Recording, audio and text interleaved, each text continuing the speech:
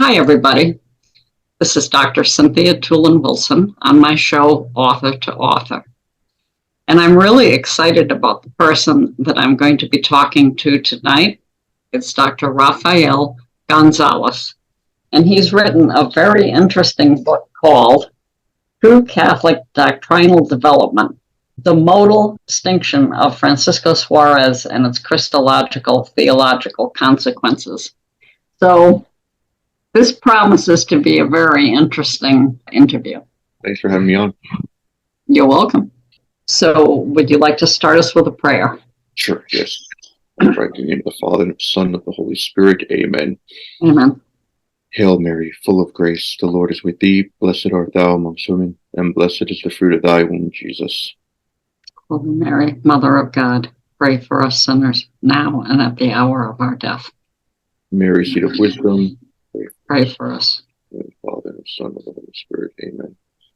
Amen. You know the book is good if the title is difficult to pronounce. It is difficult to say. It was. I was, and I already read the whole book, so you think that wouldn't have been. No, but I even, with the title, I'm like, oh, wow, this is a good sign. Yeah, that's good. Good. Mm-hmm. So, when you decided to write, what led you to this particular topic? Yeah, so Suárez, I always loved the doctrine of Suárez. I thought it was very much, we can say, harmonized between medieval Scholastic, the era of that doctrine, and the more modern doctrine, but without falling into the errors of, modern philosophy and a lot of the theology from that time. So I think Suárez has gotten unfair treatment in the English-speaking world. That's how I feel. They accuse him as a precursor of modern philosophy, and without qualifying that. So he's a scholastic, and even where he is historically, I mean, he's in the 16th century, going to the 17th, and he's a Jesuit, and he's not that well known. Now you're starting to see translations of his work, but his works are not completely translated into English. In Spanish, they are. So. I kind of wanted to bring Suárez into the English-speaking world to deal with this topic of the relation between philosophy and theology, and how he can provide, through the Christological synthesis, through his doctrine of the modes, he can kind of bring a new discussion to that very polemical topic already, the relationship and kind of between nature and supernature and all that kind of what people would say a mess, but it's very interesting, and I think he has a lot to contribute. So I mean, I myself, I'm Cuban origin. Both my parents are Cuban, so I have something. My heart is in Spain. I studied in Spain for a long time. I think it's a bedrock of Catholicism. It has a lot to offer. I believe John Paul II, he learned Spanish for the sake of reading St. John of the Cross, which he wrote his dissertation on. So Spanish, I think, is essential for Catholicism, and I think these Spanish, these figures, theologians and philosophers, need to be brought out to light in different, where Spanish is not spoken, say English speaking in this case. Yeah, there are many native-speaking Spanish people, but most Americans, I think, can't speak two languages fluently. I think part of that is because we don't run into people that are speaking the same language. I mean, I might run into someone who's Vietnamese and someone who's Spanish, but I need common language, And then when you do that, you can start to pick it up.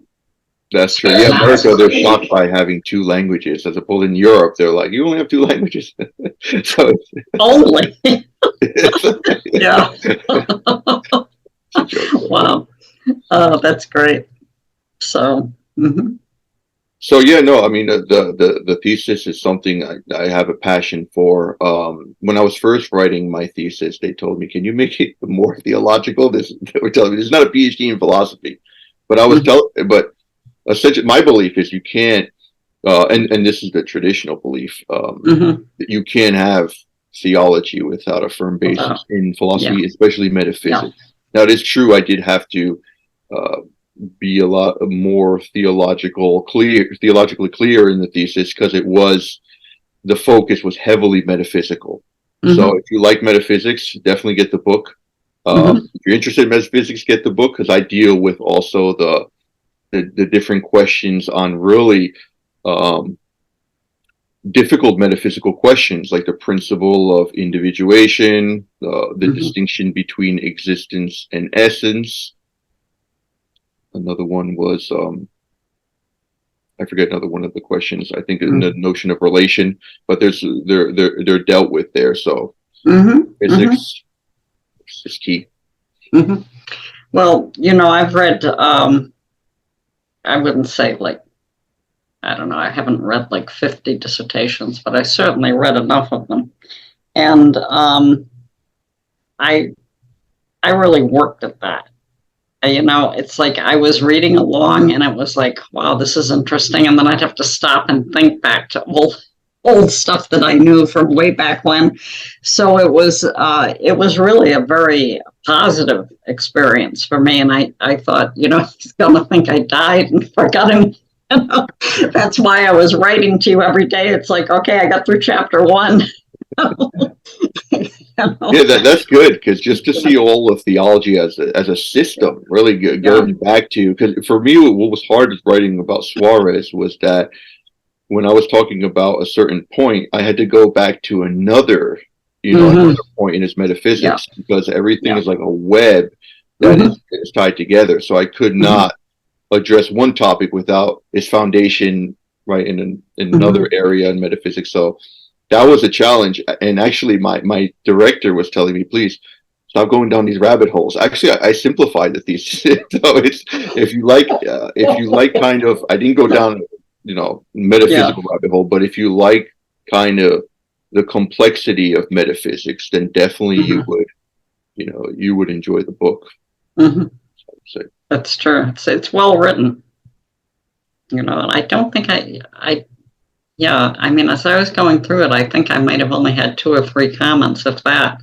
It's like it just flowed. It was clear, and it was super good. Yeah. So no, thank you for that. What's really interesting is that the different schools, especially in the 16th century, the Catholic intellectual schools, like you have the Dominicans and the Jesuits, and even the Franciscans come on a little later. I deal with that, and I use some works that favored the Jesuits, which is kind of funny. I think those works are great, but my director, he's like, oh, you have to. Some of these works can be polemical, but I think that's good in a way. Like, we have to instill a little bit of passion into theology. Obviously we're using reason, right? Revelation, and we're using reason to expand on it, but also, hopefully reading this book, people can see that it's kind of permeated with the passion, and that's why I have a passion for the subject, and it's exciting when you're trying to pursue truth that's not easy to obtain. Yeah, that's true. But it's well worth doing, and if you're successful in the end, you've really accomplished something. That's right. That's right. Yeah.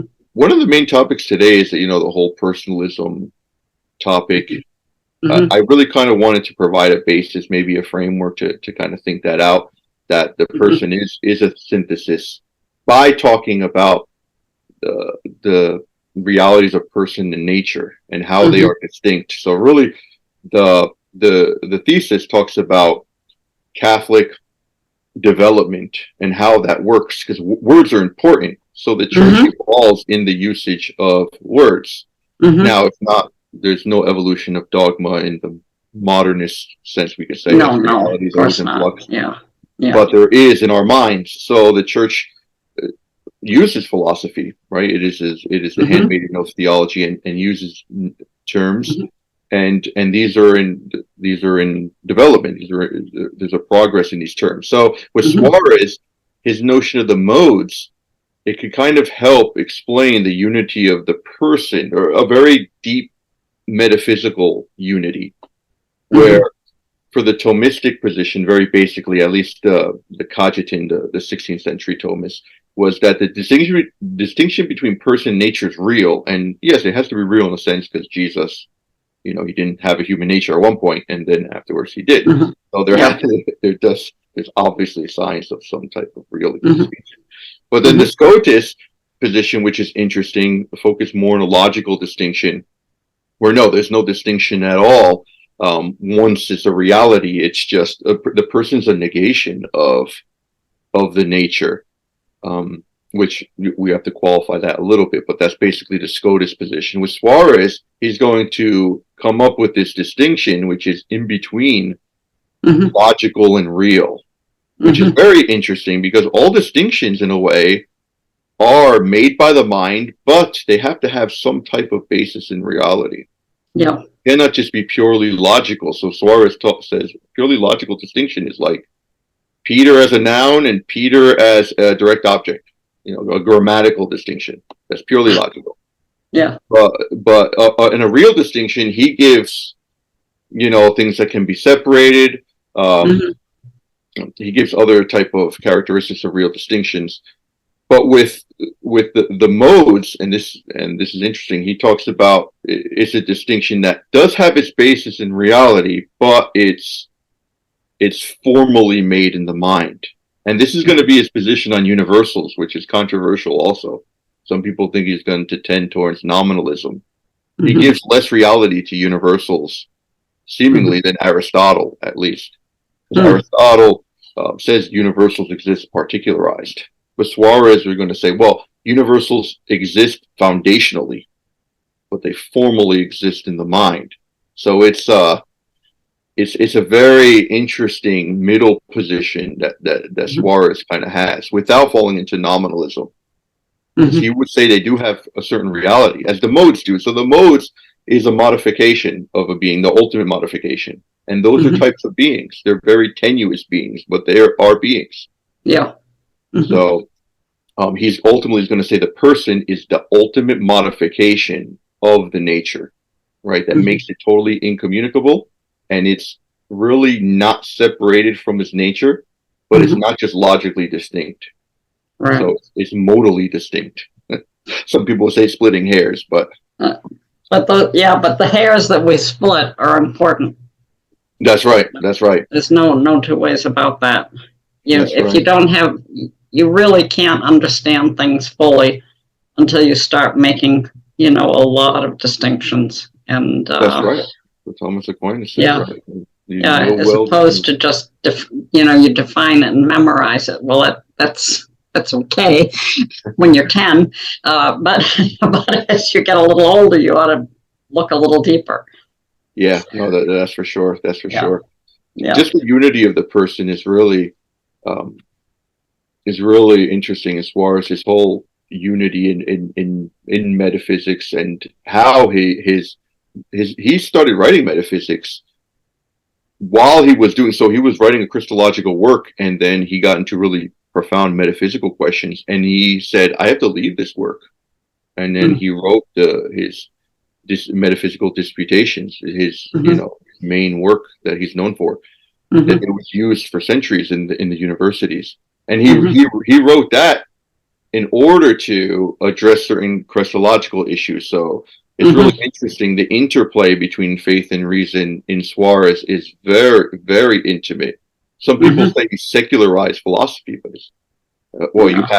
you have critics from the other side saying that his philosophy is essentially, we can say, it's Christian, which he does say that at the beginning, but it's absurd to think that, because his philosophy is born from Christology.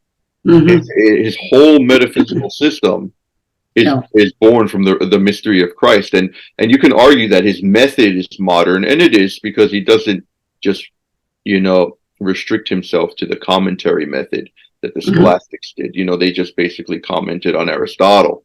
Even St. Thomas Aquinas did that. He didn't write an entire work on philosophy. Right. So, but Suárez, and this is what people are going to criticize him for, and I don't think it's fair because of that method. They see him as kind of Cartesian in that sense. But no, Suárez is not beginning from scratch. He is basically, he is going to the authorities. Descartes wanted to start himself from scratch and find, indubitable principle. But Suárez, no. Suárez, he knew what to take and kind of write a system from there. Yeah. one of the bright lights, I'll tell you. Yes, yes, for sure. And the church has, Saint Pius V called him the eximius. If I don't know if it's a good eximio in Spanish, eximius in Latin, eximius doctor. So John Paul II also in Faith and Reason referred to Suárez too. So by no means, so in certain metaphysical questions, like it could get really ugly, the discussion between Thomas and Suárez. I've seen some. And actually, my director, he I wouldn't say he's a Suárez, but on some questions he was defending the Thomist position, and this is actually it's the beauty of Catholicism, because some people think Catholicism, you have to rigidly believe in this. No, there is actually pluralism, right? We do have the parameters of the faith, but we have a lot of pluralism inside. There's a lot of opinions, in difficult questions, and the church allows, this development of theological opinions. Now, they shouldn't excommunicate each other, which happened in the 16th century, 16th, 17th century in Spain, the golden age of Spain, which is a beautiful time. But it's there is this pluralism of thought, and the Jesuit school is one of them, and it's a beautiful one. Yeah.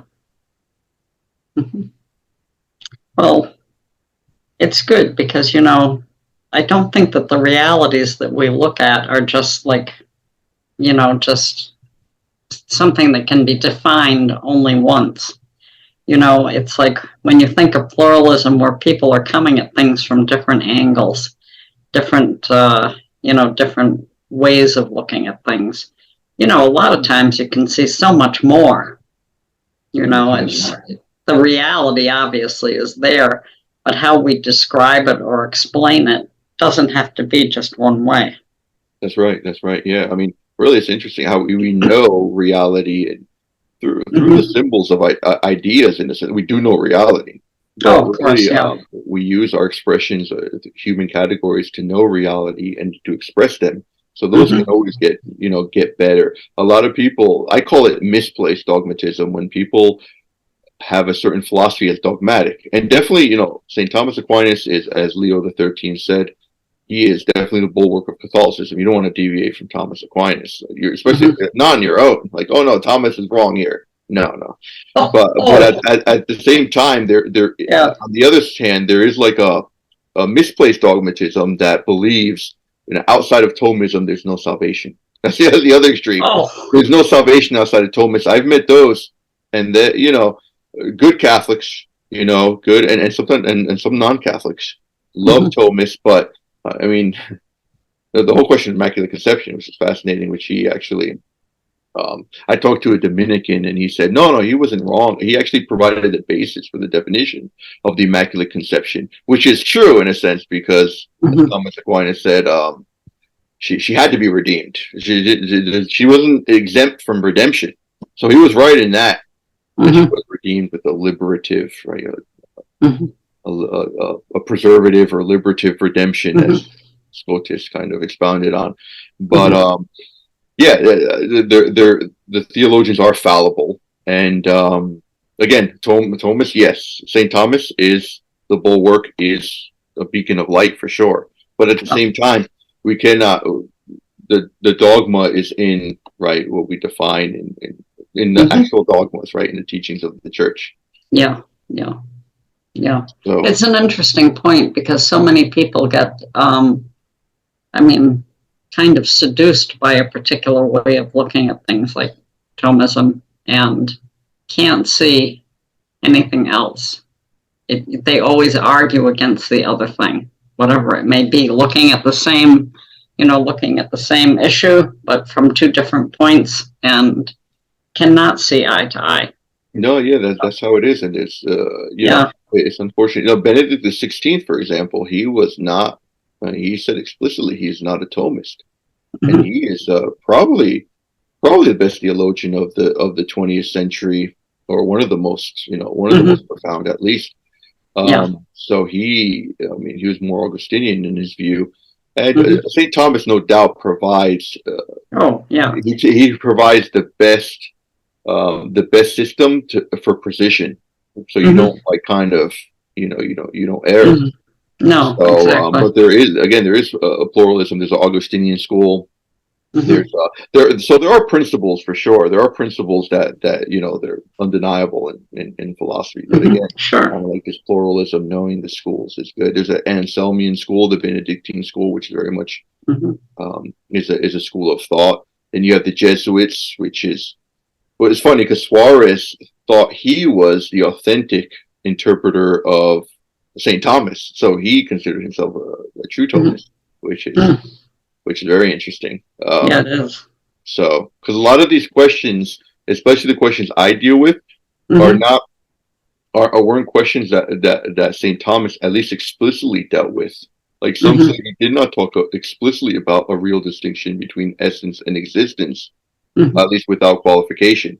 So, there's Suárez feels like the 16th century Spanish Jesuits, Spanish Dominicans with Domingo Baez and the others there. He believes they kind of hijacked St. Thomas in a sense. And yeah. No, interesting. Yeah, that time period is absolutely essential for any Catholic to know. Read the book and get to know about the 16th century, because while Protestantism was just kind of just spreading all over, Spain maintained the Catholicism. Well, thanks in a sense to the Spanish Inquisition, but really Protestantism did not penetrate Spain. So that's really interesting. And they actually had a golden age of Catholicism. A lot of saints, a lot of doctors of the church during that time. Protestantism penetrates later into Spain.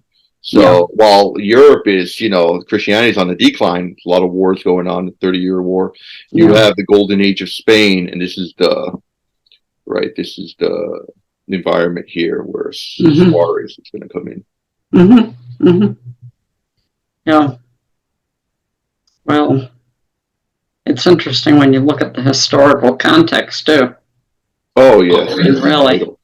Yeah, it's definitely vital. And again, Suárez's place, he knew nominalism. That's the thing. So that a lot of the scholastics didn't know nominalism. They don't even address epistemology explicitly. They don't talk about, because it's just a given. Realism is just things exist. I can know them. You don't talk about what truth is so much. You don't talk about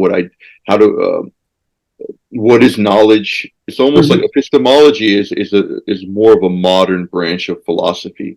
But Suárez did realize the nominalism of Occam, and he considered it in a sense, not considered it as like assent to it, but he considered it in a sense too. Well, what are some of these epistemological questions that we can address?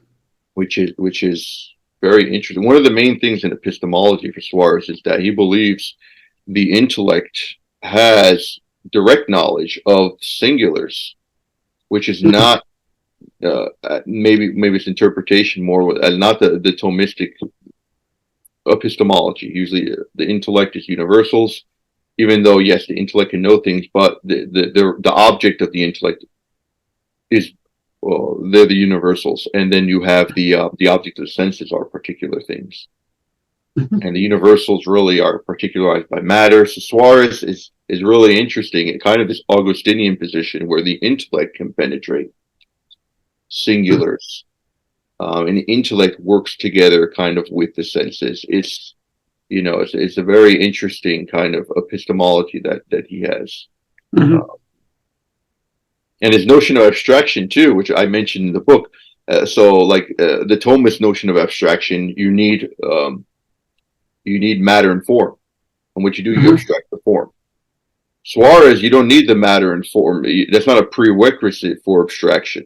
Abstraction is just looking at a different aspect of the thing. So you're not abstracting the form of the form. It's just kind of like you're looking at a different aspect of the thing, because his definition of being for Suárez is individual. Individual is part of the definition of being. Being is always individual. It doesn't have to be individualized.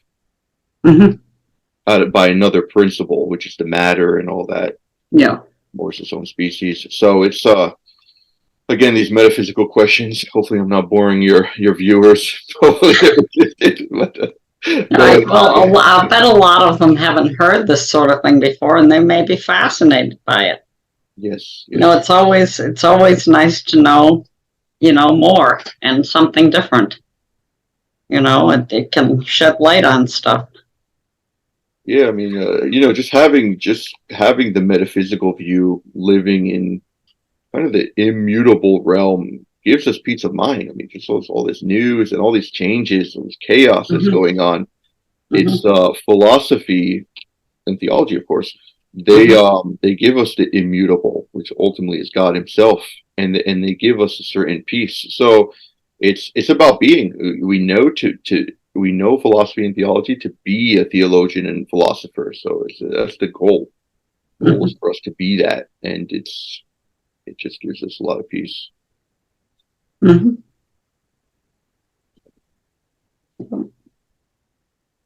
That's true. I've never seen a wild and crazy philosopher. I mean, they're usually pretty calm and thinking. That's true. Yeah, that's true. Yeah. Oh, it's funny. Especially if they're a stoic, right? Where you have like the suppression of the passions in the sense of those. So it's interesting. All philosophy believes kind of this dichotomy between the passions and the reason. Though of course passions can be good or bad in the Aristotelian Thomist tradition, which Catholicism has assumed. Passions they can be good or bad. They're indifferent in themselves.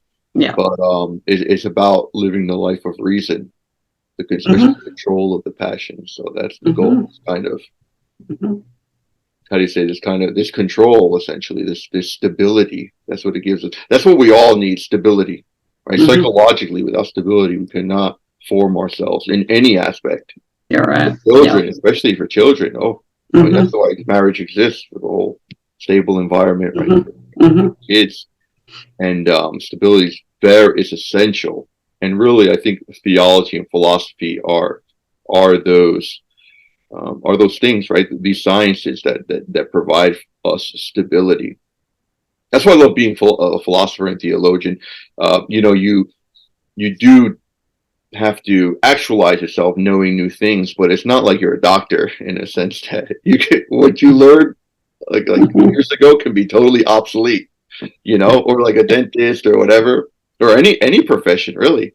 Yeah, you're right. To show the total, the mutability of reality. It's just changing. It's changing. But that deep-seated reality, which doesn't change, it's it's beautiful, and we need that. Yeah, you don't hear too much about that in I'm saying the real world, not like philosophy isn't real, but in the massive non-philosophical world, right. It's there's not much stability at all. It's everything is changing. That's how it is. Yeah. And it's a lot of people become philosophers in the moral sense that Socrates used it when things bad happen to them, and many times it's a wake up call. I remember there's a joke Socrates said that if you have a good wife, you will be happy.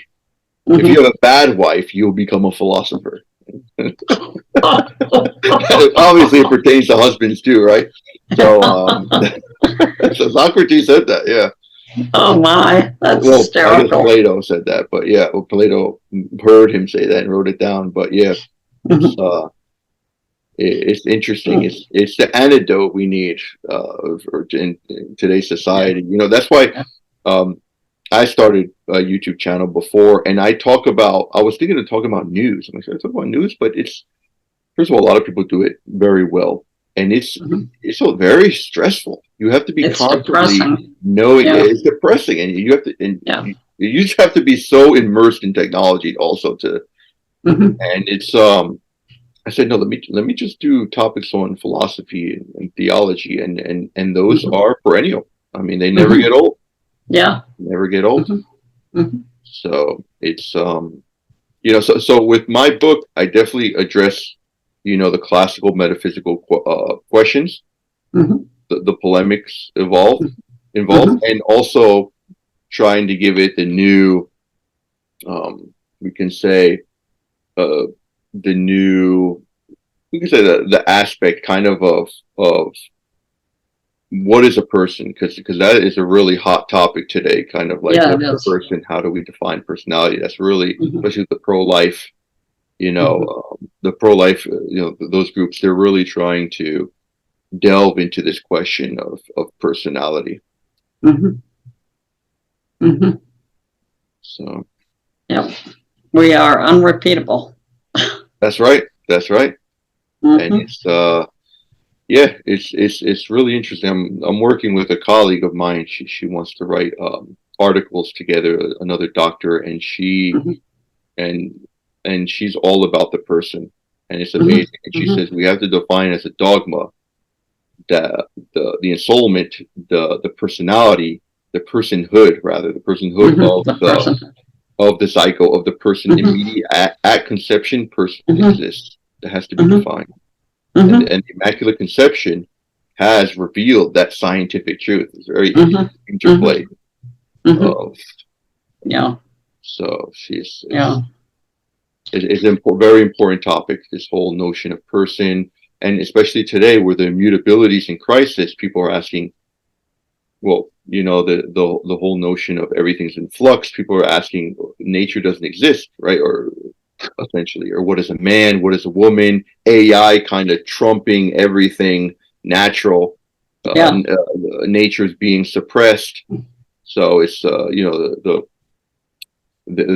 emergence of AI kind of redefining things that we thought were immutable, and no, this is not the case. The AI can never replace natural.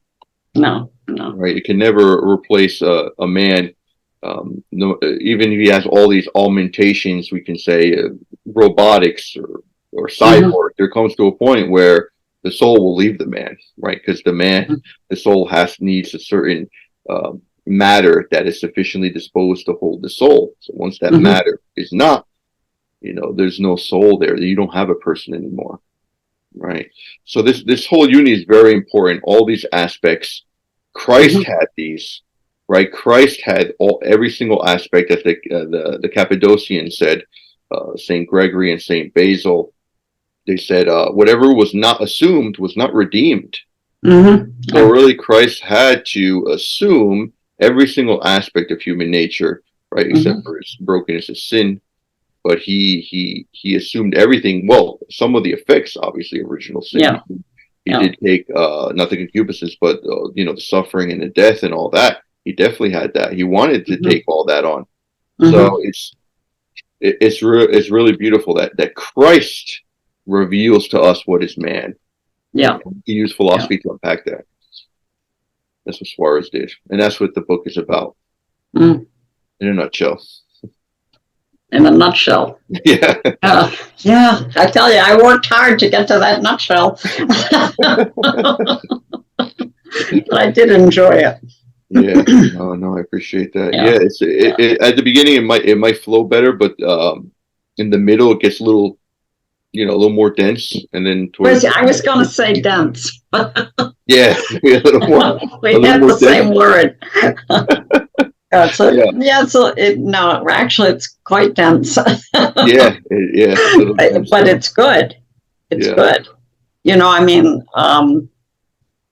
It's certainly not above the ability of a non-philosopher to work at and read and understand. Right. But it would take time, but they'd have something really valuable at the end. So. One of the reasons I wanted to write it too, because I think theology is kind of falling into, the kind of this existentialist tendency, which sees theology as irrational. So it wants to divorce theology from philosophy. Like all theology is a type of, basically is a mystical experience. You read this existentialist theologians, and I have no idea what they're talking about. It's so much, it's like it is called inductive theology. It's based on experience. It's based on, was maybe pseudo mysticism. There's legit mysticism, of course. Mystical theology sure, of course. is ineffable. You can't, Mm-hmm. you can't put into words, even though there's science behind it. But with this existentialist trend, it wants to see theology. Now, theology is not rationalist. That's not, but it is rational. It is reasonable, right? Because reason comes from God. So this break with the modern contemporary theology between reason and faith is something I kind of wanted to counteract in my work. So my work is it tries to be very, very much based on reason and revelation, and the two as together, which is the whole Thomism project. Yeah. Well, I think sometimes our lives too. I mean, I understand what you're saying about experience and how people are thinking of theology differently and philosophy differently too. But I do think that there's a place for personal experience in the sense that you can use that to explain theology. So I'll just take a 1-minute walk here. So I wrote my memoir, which I think I might have mentioned that to you. You did, yeah. But yeah, so the fact that that I had to deal with the issue that my mother had tried to chemically abort me in 1949, and I never really came to any conclusions about that until I became Catholic. And it was like, that really had a heck of an effect on my theology, because I am so pro-life. I mean, it's like I am way beyond pro-life. It's like I'm trying to push people, because I think that when you have experiences like that, and I mean, I just use that as a personal one, but I do think sometimes God puts certain people in certain positions so that it can move things. You can help to move things forward. Yeah, for sure. No, that is. And so I have often thought of that, because there's no reason in the world that I would have ended up being Catholic. I wasn't born Catholic. And then when I became Catholic, I mean, I was really Catholic. It's like, okay, I've got to, and here I am now. I'm a theologian with a license. And believe me, I saw none of that coming. It was like, whoa. But yeah, I think we have to take that into account too, because God does move things. I think most people actually come to the faith through some type of profound experience. I mean, there are some people, but even that is a type of experience, who come through purely rational. There's very few of those. I think definitely some type of, experience, right, whether negative or positive, that definitely affect people.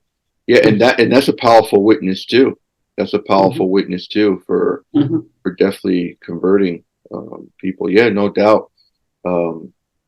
So I'm actually a veteran. I was in Iraq, so that's really when my Catholicism kind of became very strong. Yeah, there, because not only the physical dangers, because I was transportation, truck driving, very dangerous. So we actually lost someone in the company.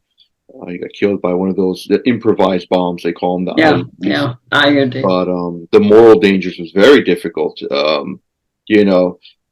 There's just a lot of things going on there. Not to say anything against the soldiers or anything, but just just the environment of, there's just could be a lot of moral dangers, like you say, and I felt definitely God protecting me.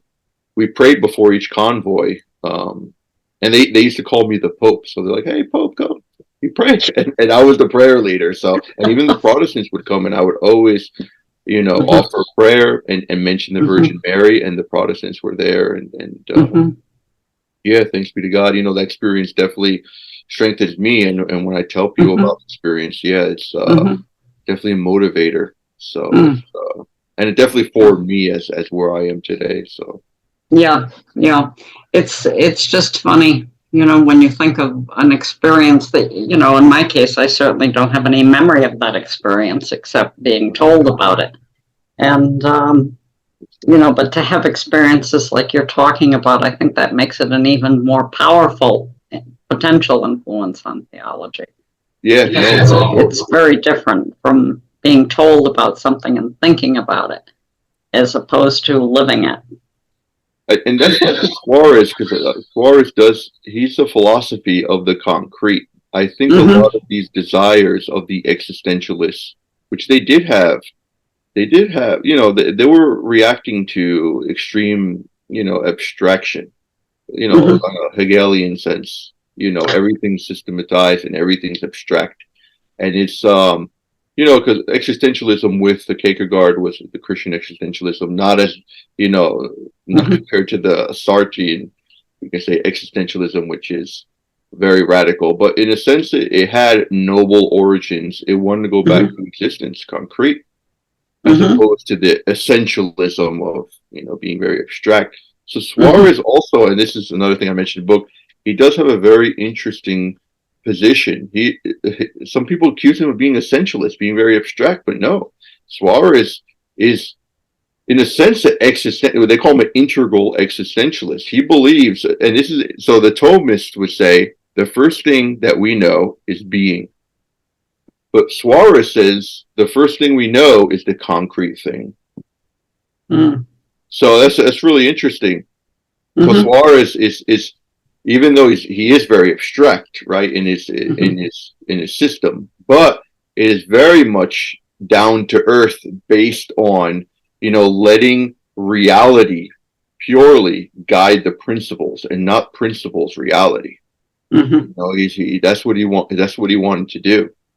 So he's very much a realist, and many people would say he is more of those polemical articles. They would say he's what you call the immediate realist, where he does say that being is essentially one, that the first thing we know are concrete things. Nothing exists that is not individual. So, and that's a problem with kind of with the universals, that the universals, yes, they do have certain existence, but what kind of existence they have, that whole polemic there is fascinating. Plato, Plato's, and Suárez is compatible with Plato in a sense that, God uses exemplars to create through these things, but it doesn't make any sense that you can never say that thing as a universal. So Suárez does have a problem with this kind of, this abstract thought that's not too clear. That makes sense. It does, yeah. So I think Suárez is very good, because actually I wrote a paper in phenomenology, how Suárez can answer a lot of the phenomenologist desires, going back to the thing. Right? Well, that was the scream of, or the motto of Husserl. Let's go back to the things. Even though he fell off a little bit towards idealism, Suárez definitely does that, going back to the thing. And that's why he's not so much focused on the magister dicit argument. This past teacher said that's the argument of authority. Yes, that's legit. That's legit. But at the same time, with philosophy, you have to see the intrinsic reasons of things, or at least try to expound them. Right. Now, I don't believe everyone should do this. This is the modern error. The modern error is like, let everyone write their own philosophy. No. God gives gifts to certain certain individuals. I'm not going to write, I'm not a whole system on my own. Well, maybe God inspires me, who knows? But not now. I'm not capable, to write a system. But there are those who have these intellectual gifts that God gives, and they're able to profoundly interpret reality using these new words, we can say, these new kind of notions that help us to penetrate reality into a different sense. The whole notion of phenomenology is fascinating, though it should be based on realism, of course. But there's a lot. There's, again, going back to the notion of pluralism. It's it's something admirable. It's all very interesting. You can spend a whole lifetime thinking about that. Oh yes, yes. Yes, and I'm actually, well, this is for one book, but I'm writing another book, so that's another that's another interview, but that's another book on anthropology, and because I think that's the topic for today. And again, theological anthropology or real? Yeah, so it's kind of it's talking about the need to recuperate a sound pessimistic anthropology, in the sense that we've fallen we've fallen greatly into a radical anthropological optimism, in a sense of the state of man.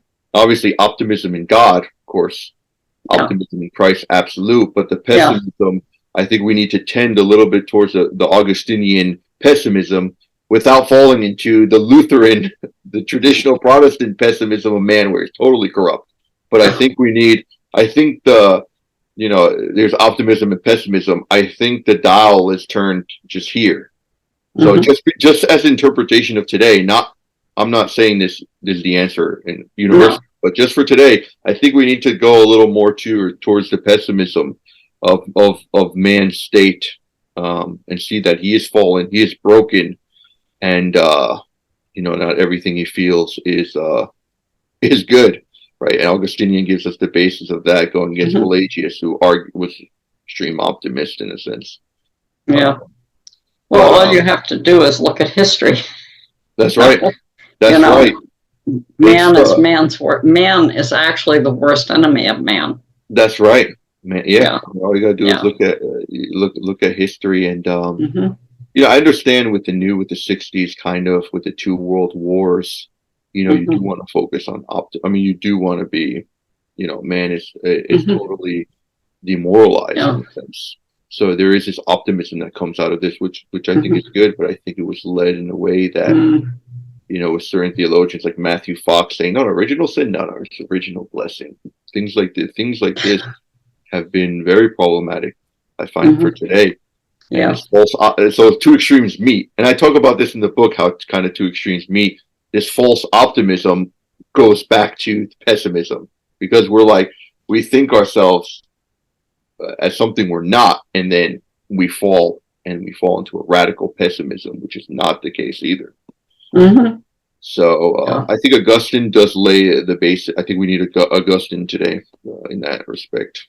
So, but that's building off from Suárez. So Suárez has given the answer to between that, very optimistic as being a Jesuit. The Jesuits were optimistic in the sense that they had to go against the extreme pessimism of the especially in the question of human freedom. The Jesuits defended human freedom against the traditional Protestants of Calvin and the Lutherans. So human freedom is essential in Suárez. I might have touched about it in the book, but this next book I want to write will touch upon it more. Well, without freedom, you don't really have much. I mean, freedom of choice. What you're going to do with your life, what you're capable of doing with your life. It's. But unfortunately, no, that's no, I'm sorry, did I cut you off? Go ahead. No, go ahead. No, I was going to say, so when the Jesuits and Suárez was involved also, it might have been a little bit before Suárez' time, when they were defending freedom against the Protestants, the Dominicans were reading the Jesuit works and were appalled. They were appalled. They said, no, this is a way too much emphasis on freedom. Because the Thomists, so in that whole De Auxiliis debacle, is fascinating, but it's a theological, tremendous polemics. So they said, no, God's omnipotence must be affirmed. Freedom is caused by God. Yes, human freedom exists, but human freedom is caused by God, since the Thomists focus a lot on physical causation. So God physically causes us to do things also. And St. Thomas has had this, because the problem of evil was just he could not fathom the problem of evil, and rightly so. I mean, evil is, actually, they said he was eating with a king, and he was just so caught up in that, the thought of evil, and he was in a banquet. I don't know if you know the story, and he just slammed his fist on the table and said, "Yeah, evil could not have been caused by God." And everyone was looking at him. Well, yeah, that was a good reaction, a normal reaction. Let's look at this guy. He's crazy. So it's always in a profound thought. And that's the fascinating question between grace and freedom. It's like, which one? We are free, but wait, grace, but wait, God's omnipotent, but wait. The Jesuit position is fascinating, that we are free, and God, and this is a Suárez position, God from all eternity has given us what he calls a simultaneous concourse. God has decreed he's going to sustain all your acts, good or bad. Now, God thwarts a lot of bad acts. We don't know that. See, people don't know. They say, "Oh, how can God permit this evil?" You have no idea the evil that God has thwarted. You have no idea. Yeah. But God has decreed to give sustenance to your acts. This is Suárez, Molinist Suárez position. And you are free to decide it. So once you decide, and it's interesting because that deciding is you, but how can God not be the cause of it? So you see, it's kind of like, but there's something that has to be from you. Yeah. Once you decide it, God gives his sustenance. As opposed to the Thomists, God physically predetermines you to do all things. Wait a minute. It's very, it's a very interesting topic there between the freedom and grace. And Suárez, he has a more the Molinist position that God sustains us, but he doesn't. And this is why Suárez has a problem with that famous principle: everything that's moved is moved by another. That Aristotelian principle, the proof of God. Everything that is moved by another. Suárez had a problem with that because he said, "Wait a minute, then how is freedom justified?" That principle would negate freedom, because if God is the first cause of all things, which he is, of course, but there has to be some type of even in evil, there has to be the first causation in us in evil, not in the thing as it is. Right? Even evil that God causes, but as evil is only caused by us as evil. So that's a interesting question that book maybe opens up to, but it's one to look at as far as in my next book. I'll be looking more at that. Yep. Well, a lot of metaphysical things to consider. Well, it's clear how much you love your work. I have interviewed many people, and I don't think I've ever seen anyone so you're visibly full of joy when you're talking about this topic. I mean, it's like you glow, not literally, but you know what I mean? How you can just tell. It's like you're giving off fives through a computer, no less, okay? So, I mean, it's pretty clear, where your heart and mind are. And I think that's great because, when you have that kind of dedication to something and you have that attraction to figuring it out, good things happen. I mean, look what kind of good things have already happened. That dissertation is very good. And you're going to be publishing it. And, so, but you're joyful. Yeah, thank you. And the book is published now, and it actually is just it's on Amazon now. So that's oh wow! Already, company is so fast, amazingly fast. Well, I'll say because we just had the defense 2 days ago. Yeah, it went on Amazon we had the defense last week, or I think 10. Did you say 10 days ago? Yeah, something. Oh no. Yeah, because it was, I remember, it was the Feast of St. Ignatius of Loyola, because I went to Mass right after that. Oh, okay. It was the 31st of July, so yeah, 19. Okay. Yeah. 19 wow. days ago. But yeah, I mean. Wow, time flies when you're having fun. I would have thought it was last week. Yeah, it's a long time. The summer is zooming by, too, yeah. So, Yeah. So yes, on Amazon, and it's called. If you just look up True Catholic Development and Suárez, you'll see Mm-hmm. on the cover it has, a portrait, you can say, of Suárez, Francisco Mm-hmm. Suárez. I like how they did the cover. Mm-hmm. Obviously, with my approval, I liked it a lot. It's really good. It's simple, Mm-hmm. but it just has the face of Yeah. Suárez. Mm-hmm. And, that's the book. Yeah, go out and buy it. Good.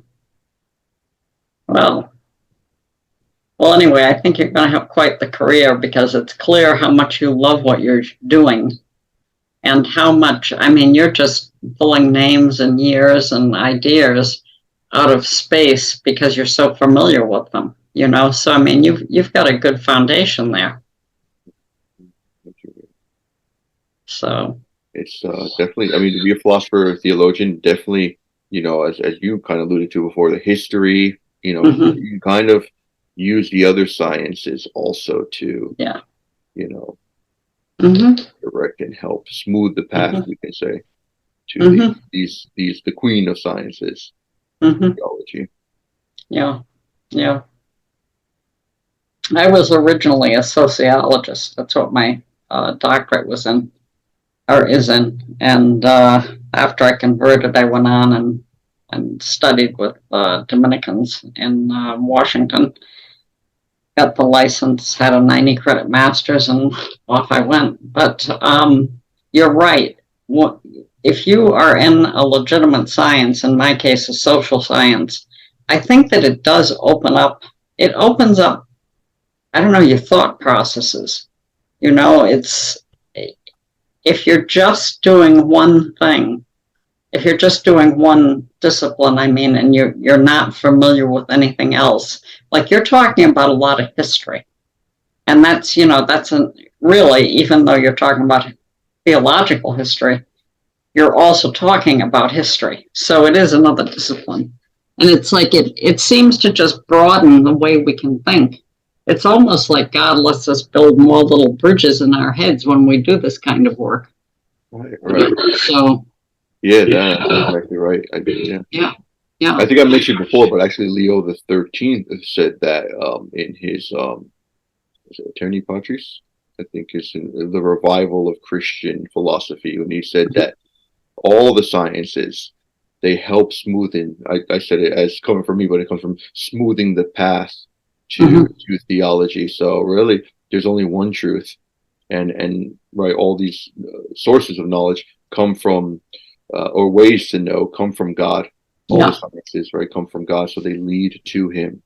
That's coming from His origin and end. So yeah, for sure. It's important. It's important. So as Thomas Aquinas said, I fear the man of one book. You can, in a sense, we could say, I fear the man of one science. Right. But yeah, I think there is something to be said for it.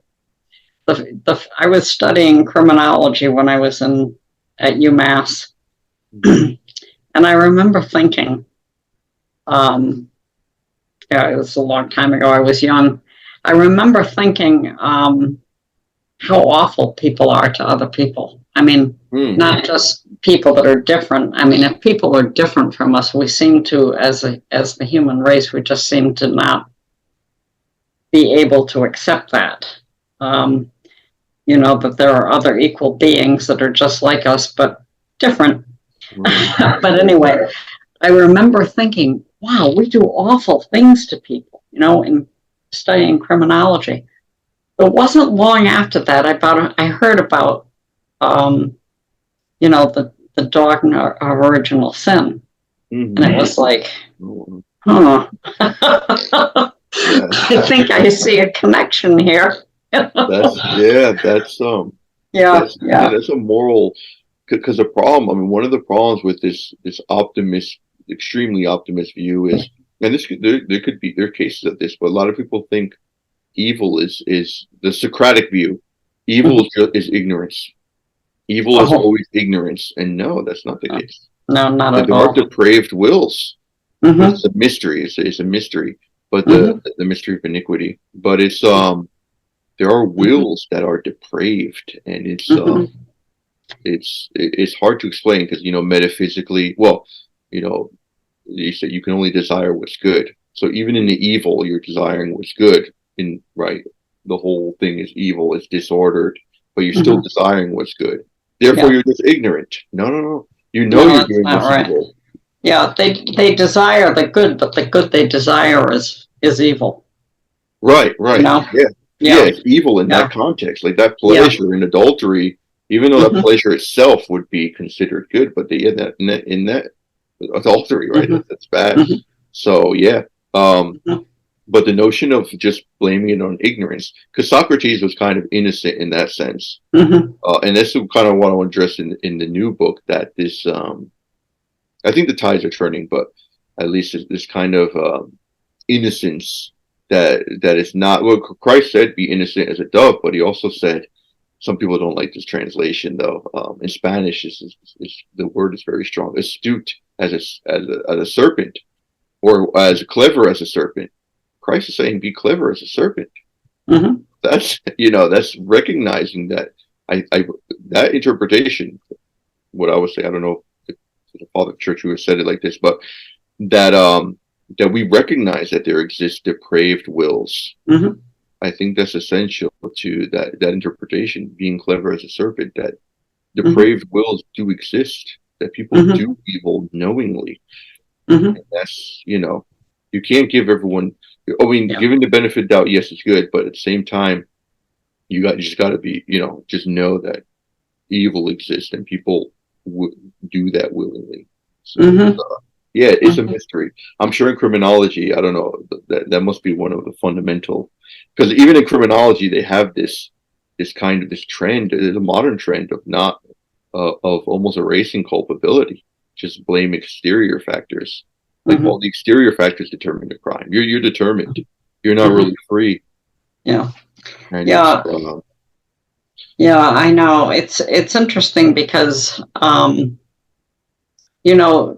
the determining factors, if that was true, everyone in the same situation would end up pretty much the same. That's right. That's right. But the one thing that I could see from having studied criminology is the horror of people who have basically no education, no sophistication because of race or ethnicity, or in the old days, gender.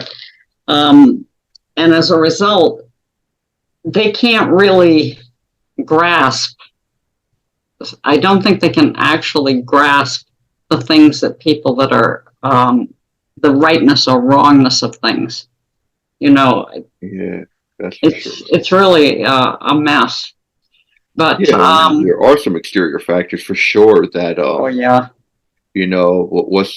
what's really interesting, the communion of saints, which I also talk about in the book, the communion of saints. But the communion of saints is fascinating, where I guess people, what Our Lady of Fatima said to Pius well, she didn't say that to Pius XII, but Pius XII, this was the most fascinating part of Our Lady's message, when she said people are condemned because they don't have anyone to pray for them. He thought that was shocking. People are condemned because they have no one to pray for them. So the communion of saints gives us tremendous responsibility. And even though we do believe, though, that God gives sufficient grace for everyone to be saved, sufficient, but then God could have given efficient grace to those that maybe we would have prayed for, or we would have done something. So the exterior factors definitely, definitely are a factor. Someone's, being bad in a sense, for sure, sure. Even though we retain, our moral agency, there are the exterior. They cannot be denied. Well, they do have an impact on us, and even though we may know right or wrong, maybe we just misinterpret it because of the factors on us. When I was when I was studying at Holy Apostles, I was going for a 90 credit master's. I had just converted, and the priest that I converted with said to me that every time I hear any kind of emergency vehicle, I should immediately stop doing what I'm doing and pray at least one Hail Mary for whoever's in trouble. So I've been Catholic since, I think, 85 or 88, I'm not sure. But for all those years, every time I hear an ambulance, or the siren, I should say, I pray. And, now I live 3 blocks from a hospital, and the nearest really good emergency room you have to get to by helicopter if you're in trouble. So I hear the helicopter. I can be sound asleep and I'll hear the rotors, that beating noise that they make. And I will wake up. It's like it's a gift. I'll wake up alert enough to know that I have to pray now. And it's like, it's fascinating to me that one sentence out of that priest's name really changed me. Mm-hmm. And it's also, it's a little weird because sometimes the helicopter comes in and I'm praying and I just feel like this is a bad one, and I can feel myself getting teary. One night I was teaching, I teach at Avila Institute too. Okay. And I was teaching and the helicopter must have come here 5 times. And while I was teaching, and I thought, it's got to be a bad car accident or a shooting or something, so, but it's just interesting to see, that now we can combat evil with things like that. That's right. Yeah. Yes. The responsibility that God, I truly believe God places certain souls in our, in our way that we are in charge mm-hmm. of. And even just praying, it's it's a beautiful gesture. What I try to do as a postulate, I buy miraculous medals, buy a bunch, mm-hmm. I get them blessed. I just give them to people, like mm-hmm. a gas station, Catholic mm-hmm. or non-Catholic. I just give them. I say, would you accept the medal? Mm-hmm. And then I pray that, Lord, just by their acceptance, I pray for them. I say, just by their acceptance of the medal, may they, may that be their salvation. Yeah. Just the fact that they accepted it. So, I think, I think it's really good that we kind of, and this is the whole kind of the liberal notion of not really exteriorizing your religion. Religion is its own place. No. We need to exteriorize it. Yeah. You're absolutely right. And that whole modern, kind of contemporary feel of no, that's for the home. That's your private life. My public life is this. My private life is this. No, that's not. I met a politician actually who told me, in Spain, and he said, I'm a deeply religious person, but I don't practice. So how can you be a religious person? Well, that's what you hear here in this country. You hear a lot, like, I'm a believer, but I don't go to church. I don't wear my religion on my sleeve. Get that cliche. But that religion is supposed to be what you are. Yeah, it's supposed to be what you like. It's supposed to define you. Like, it's supposed to animate all your actions. Mm-hmm. So this dichotomy is really a duplicity, and it's a hypocrisy, an evil one, mm-hmm. and it's sad. That's basically what what we all need to combat. This hypocrisy. We just need to be true to ourselves and be good. Mm-hmm. And be good inside. Be authentic. Be authentic. I remember in the Army they used to teach us the virtues. One of the virtues was integrity, and integrity was do the good when no one is looking. I always love that. Mm-hmm. Do the good when no one is looking. Right? That's not when people are looking. That's obviously you do that, but when no one's mm-hmm. looking, that means you're sincere. Mm-hmm. Yeah. Oh. Well, this has been a truly fascinating interview with lots of twists and turns, and yes, those are the best ones. Yeah, but I think when your fans watch you and get to know you a little better through this interview, I think that they'll be impressed. You're quite a thinker. So. Good, and thank you for everything. I mean, it's been great working with you, and it's been a pleasure. You're welcome. And you're new to Pontifex, right? You are for I was at Holy Apostles for 28 years, and then my husband started to deteriorate. I think I told you he died last November. You did. So I left I still teach online for them, but I don't work down there anymore. I left the end of September, and he died November 28th. But at least I was here all the time, you know, when he really needed me. Right. But, yeah. So, but yeah, it's, you know, I really think you've got, I don't want to say it's a career, because career just makes it so profane. I think you've got a good vocation in front of you there. Oh, yeah. Yeah. I always had that passion there. And yeah, I teach too. I teach in 3 institutes. So yeah, Leaders University, Assumption College I teach in college for sisters. Really good. And so the Dominicans are there sometimes. Different orders. And that's great. And I teach in a high school too. And yeah, pray for me, because I have a baby on the way. So my wife. Oh, that's wonderful. Yes. Great. That's good news. Yes. Yeah. So, okay. So if you write another book, by all means, get in touch with Sebastian or me, and we'll do another interview. Okay, great. That would be awesome. Yeah, I would love that. Okay. All righty.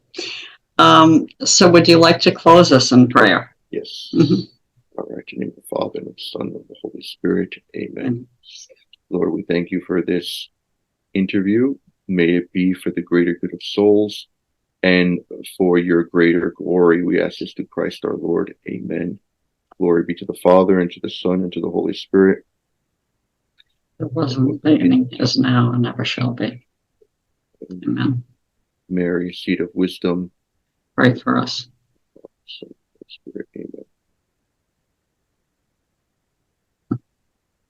Well, I thank you very much. I've had a great time, and I appreciate you. Yeah. And maybe on my channel, if you wouldn't mind, you know. Oh yes, would you tell me? Yeah, tell us what the channel is. No, I was gonna say, if you would come on. I forgot about that though. I was gonna say if you would come on my channel, but yeah. Sure. My channel is, I gotta mention it.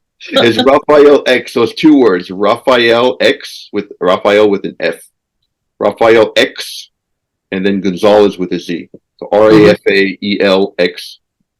Second word Gonzalez with a Z, and you'll find me on there. We discuss philosophical, theological issues, and yes, that'll be great. Now, I'd love to have you on if you, you know. Sure. Because I love this 2-way. I just started doing 2-way videos, and you get more views, and you're more comfortable, and you know, it flows as opposed to talking on the computer alone. It's awkward. It's awkward for me, and sometimes I mumble. I know. Yeah. So if you want me to be on at some point, just give me a call or an email. Okay. Awesome. All right. Well, congratulations again, and you know, I'm very impressed with your work. Oh, thank you very much. And you know, I wish you all the luck in the world, and a new baby to boot. I mean, that's good. Yeah, I'll send you some photos and things like that. Oh, yeah. Okay. Well, you take care. You too. Take care. God bless. Thank you. Yeah. Bye-bye.